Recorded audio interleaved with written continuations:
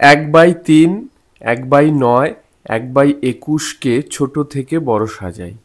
তাহলে ভগ্নাংশগুলোকে ছোট থেকে বড় সাজাতে গেলে সেই ভগ্নাংশগুলির যে হরগুলো থাকে সেই হরগুলোকে একই সংখ্যায় পরিণত করতে হয়। তাহলে এইখানে এই ভগ্নাংশটার হর আছে 3, এই ভগ্নাংশটার হর আছে 9, এই ভগ্নাংশটার হর আছে 21। তাহলে এই নিচে প্রত্যেকটা ভগ্নাংশের একই সংখ্যা নিয়ে আসব। তার জন্য আমাদের কি করতে হবে? 3, 9, 21-এর লসাগু করতে হবে। 3, 9 আর 21-এর লসাগু করি। 3 দিয়ে যাবে একবার, 3 দিয়ে যাবে 3 দিকে 9, 3 দিয়ে 21কে যাবে 7 বার। তাহলে 3 গুণন 3 গুণন 7 ইকুয়াল টু কত হবে? 3 তিরিখে 9 আর 7 নং 63।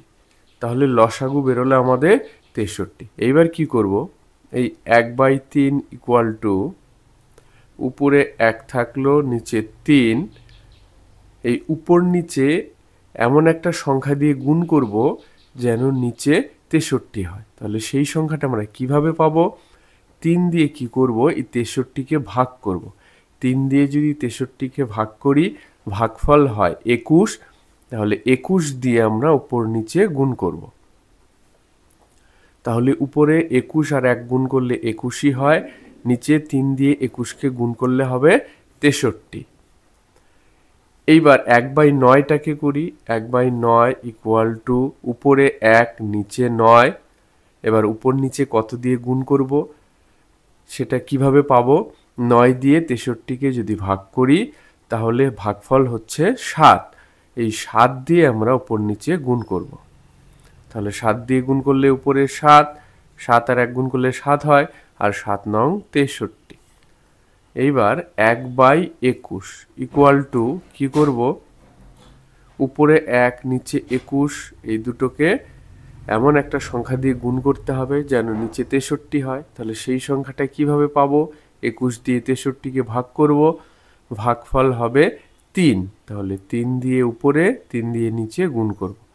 3 আর 1 গুণ করলে 3 হয়, আর 3 দিয়ে 21কে গুণ করলে 63 হয়। এইবার যে ভগ্নাংশগুলো পেলাম সেই ভগ্নাংশগুলোর প্রত্যেকটার হর হচ্ছে 63, 63, 63, আর লবগুলো আলাদা আলাদা আছে। এটার 21, এটার 7 আর এটার হচ্ছে 3। তাহলে যে ভগ্নাংশটার লব সবচেয়ে ছোট সেই ভগ্নাংশটাই কি হবে? ছোট হবে, কারণ নিচে সবার একই আছে। আর যে ভগ্নাংশটার লব সবচেয়ে বড় সেটা সবচেয়ে বড় হবে। তাহলে এইটা সবচেয়ে ছোট, তারপর এটা একটু বড়, তারপর এটা সবচেয়ে বড়। তাহলে ছোটর থেকে বড় সাজাতে বলেছে, উত্তরটা আমরা কি লিখব? এইটা সবচেয়ে ছোট আর এইটা এসছে এটার থেকে, তাহলে উত্তরে 1/21 সবচেয়ে ছোট, তারপরে 7/63 এইটা এসছে এটার থেকে, 1/9, তারপরে এইটা সবচেয়ে বড়, এটা এসছে এইটা থেকে, তাহলে 1/3। তাহলে আমাদের ছোটর থেকে বড় সাজালে আমরা এটা পাচ্ছি।